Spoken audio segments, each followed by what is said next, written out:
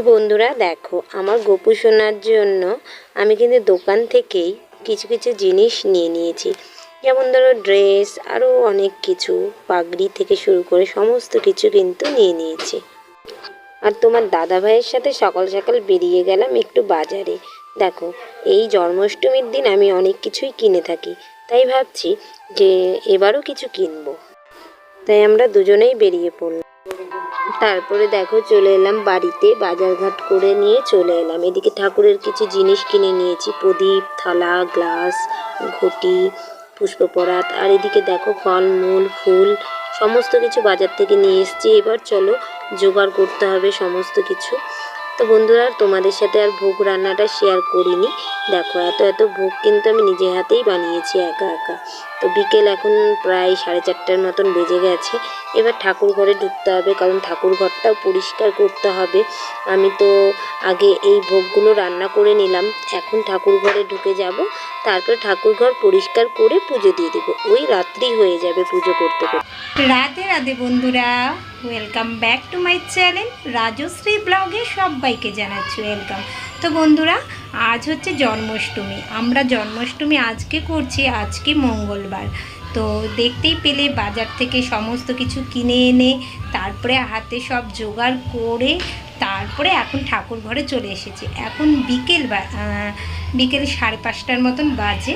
তো আমি সন্ধ্যাতে পুজো দিব, তাই এখন ঠাকুর ঘরে চলে এলাম। ঠাকুর ঘরে এসে ঠাকুর ঘরটা এখন পরিষ্কার করব, তারপরে রাধা মাধবকে স্নান করাবো, পুজো দেব, সমস্ত কিছুই তোমাদের কাছে শেয়ার করবে। তোমরা দেখো, আমার এই যে ঠাকুর ঘরটা এরকম আছে। এখন আমি ঠাকুর ঘরটা সাজাবো, তোমাদেরকে সাজানোর পর ফুল লুকটা দেখাচ্ছি।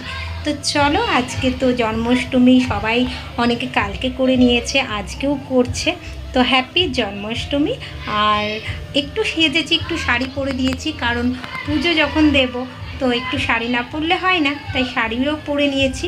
তো চলো বন্ধুরা, আমি ঠাকুরঘর এখন পরিষ্কার করতে লেগে পড়ি, তারপরে পুজো হবে, সবটাই দেখাচ্ছি। দেখতে থাকো ব্লগটা।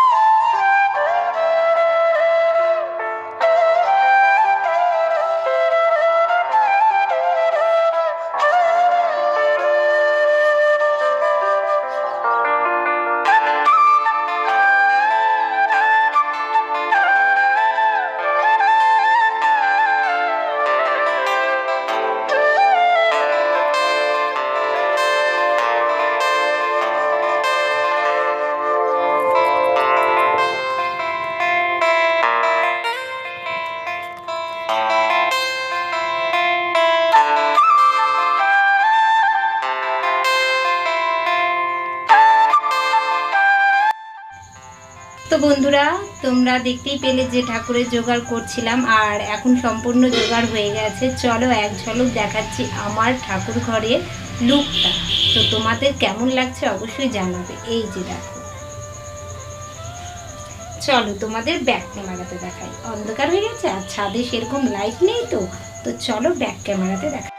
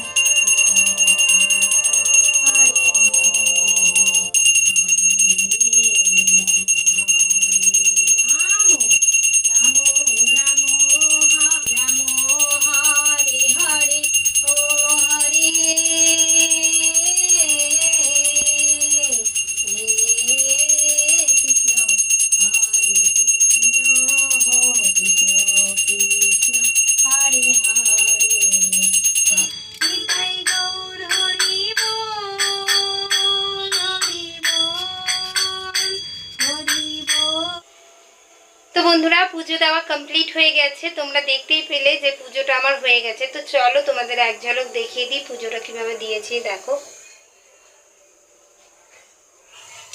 তো চলো বন্ধুরা, ভিডিওটা আজকে এতটুকুই রাখলাম। এখন বাজে রাত্রি 9টা আর আমার পুজো কমপ্লিট হলো।